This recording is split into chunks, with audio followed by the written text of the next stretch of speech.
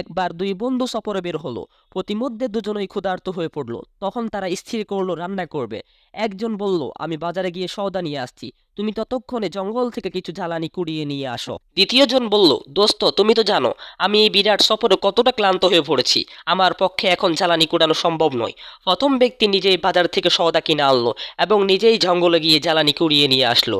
এরপর সে বলল, এবার তুমি আগুন ধরাও, আমি চাউলগুলো ধুয়ে নিয়ে আসি। দ্বিতীয় ব্যক্তি বলল, এতটা ধৈর্য কোথায়, আমার শরীর একেবারেই ভেঙে পড়েছে। প্রথম ব্যক্তি কাজ দুইটি একাই করলো। এরপর সে বলল, আমি তরকারি কুটে নিচ্ছি, তুমি বসে বসে ভাতের হাঁড়িতে জাল দিতে থাকো। দ্বিতীয় ব্যক্তি বলল, বসে থাকা আমার পক্ষে মরণ, দীর্ঘ সফরে হেঁটে আমার পা দুইটা ব্যথায় চুরমার হয়ে যাচ্ছে। অতঃপর প্রথম ব্যক্তি ভাত তরকারি সব একাই রান্না করে বলল, এসো ভাই খাবার খেয়ে নাও। তখন সে বলল, অনেকক্ষণ থেকে দোস্ত তোমার সব কথাই অমান্য করে আসছি, আর কত অমান্য করা যায়, বারবার অমান্য করতে আমার লজ্জা লাগছে, দাও অন্তত খাবারটা